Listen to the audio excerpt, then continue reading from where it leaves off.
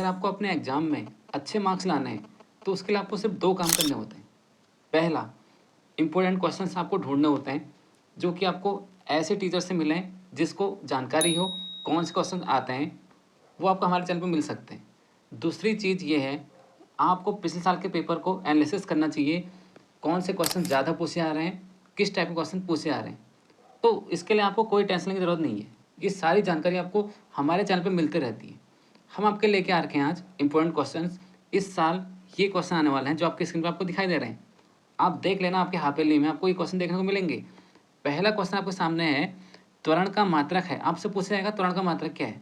आपके सामने ऑप्शन दे सकता है मीटर प्रति सेकंड, दूसरा ऑप्शन देगा मीटर, तीसरा ऑप्शन देगा किलोमीटर पर आवर, चौथा ऑप्शन देगा मीटर पर सेकंड स्क्वायर।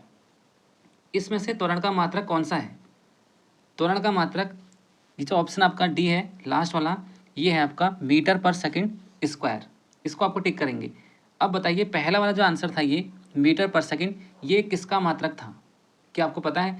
ये वेग का मात्रक है, मीटर प्रति सेकंड। अगर आपसे पूछा जाए कि दूसरा वाला किसका मात्रक है, ये आपका मात्रक है दूरी का। ठीक है, वेग और चाल का मात्रक सेम होता है मीटर प्रति सेकंड, विस्थापन और दूरी का मात्रक सेम होता है मीटर। इसको भी ध्यान में रखिए। दूसरा क्वेश्चन आपसे पूछा जा रहा है, सोडियम का सही इलेक्ट्रॉनिक विन्यास है। आपको 1 से लेकर 20 तक इलेक्ट्रॉनिक विन्यास निकालने आने चाहिए। अगर आपको नहीं भी आ रहे हैं तो कम से कम आपको सोडियम, जो कि 11 नंबर पर आता है, उसके बाद दूसरा आता है क्लोरीन, जो कि 17 नंबर पर आता है। ये आपको 2 तत्वों के इलेक्ट्रॉनिक विन्यास अच्छे से याद होने चाहिए।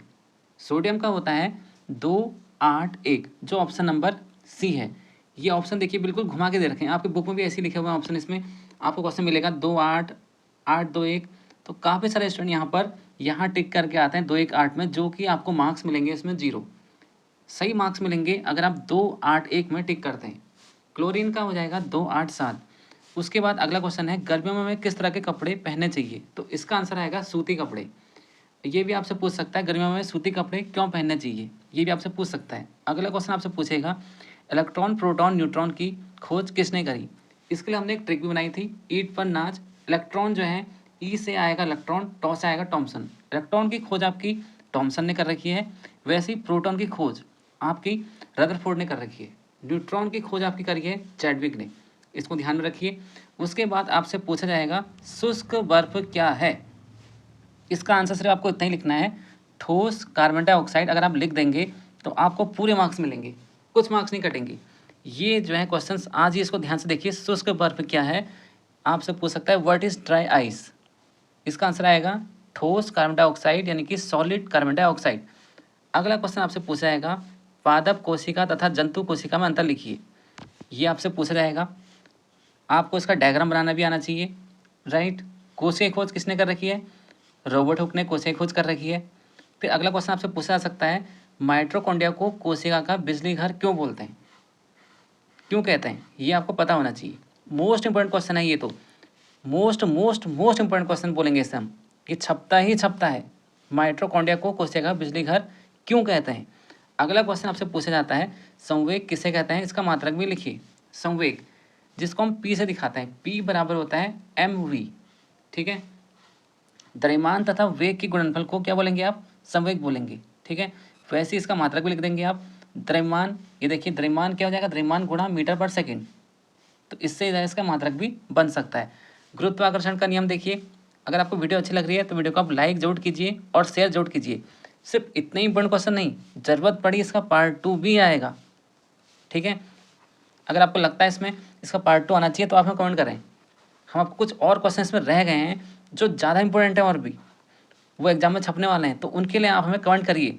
ज़्यादा कमेंट आएंगे तो जल्दी वीडियो आएगी इसमें। अगला जो क्वेश्चन नंबर 9 है, गुरुत्वाकर्षण का नियम, ये आपसे पूछा जाएगा।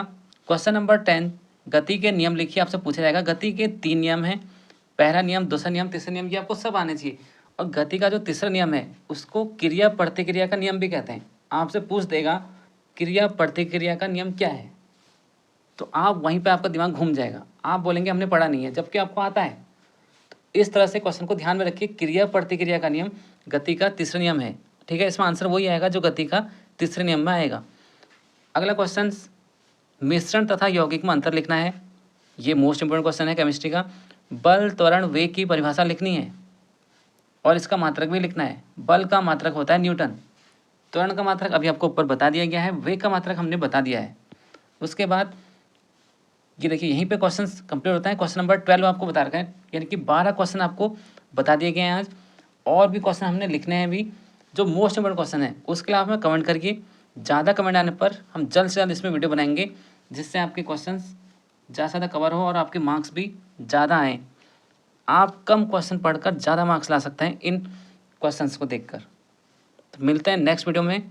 Thank you so much.